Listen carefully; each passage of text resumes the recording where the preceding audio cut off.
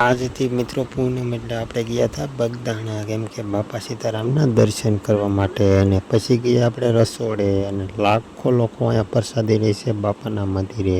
અને આજ તો અટકળ લોકો અહીંયા પ્રસાદી લેવા પધાર્યા છે, અને બાયુનું પુરુષનું બધાનું નોખું નોખું.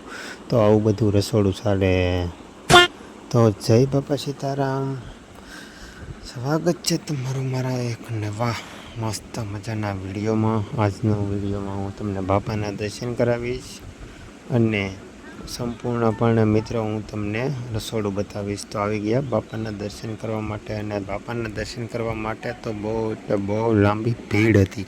અને તમે પણ જોઈ શકતા છો બાપાની ભીડ કેટલી છે. પણ આપણે ગમે તેમ કરીને દર્શન તો કરી જ ચૂક્યા, કેમ કે દર્શન કરવા આવ્યા એટલે દર્શન તો કરવા જ પડે. મસ્ત મજાના દર્શન કર્યા.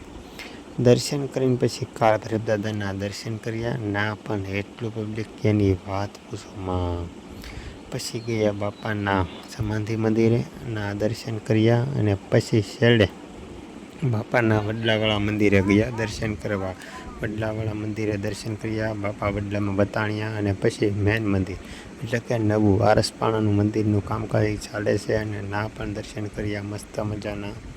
પછી જવાનું હતું બહારથી વ્યૂ એક નંબર આવે અહીંથી પબ્લિક તમે જોઈ શકતા હશો. ને પછી બાપાના રૂપાના મૂર્તિના દર્શન કર્યા. પછી ગયા આપણે રસોડે.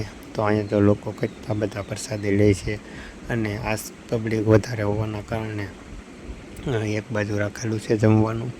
તો મસ્ત મજાની પ્રસાદી આપણે લેવા જવાની છે. તો આવી ગયા આપણે મિત્રો પ્રસાદી લેવા. પ્રસાદી લઈને પછી આપણે બેસી ગયા રસોડે જવા માટે. તો ઘડીક રાહ જોઈ. મોટામાં મોટું રસોડું બગદાણાનું નંબર 1 રસોડું કહેતા હોય ને, તો આ છે બગદાણા બાપાનું મોટામાં મોટું રસોડું. કેટલા ટોપ ભર્યા શાકના, કેટલા ટોપ ભર્યા દાળના. તો અટકળ અહીંયા રસોડું ચાલી રહ્યું છે.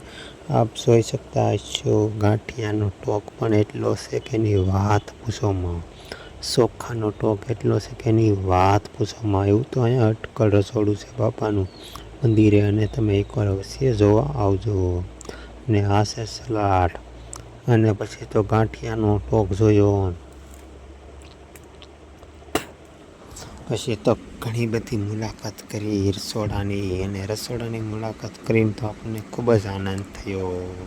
તો આ છે બાપાનું મોટામાં મોટું રસોડું. જે લોકો કહે ને કે બાવા માગણ હોય, તો બધા બાવા માગણ ન હોય. જે બાવા અત્યારે હાજરીમાં નથી છતાં જો એટલે લોકો જમતા હોય, તો બાપા યતીમાં હોય તો હું ના કરે એ જરા કોમેન્ટ કરી દેજો. અને વિડીયો ગમ્યો હોય તો લાઈક, શેર અને સબસ્ક્રાઈબ કરી દેજો. તમને આવા નવા વિડીયો જોવા મળતા રહેશે આપણી ચેનલ.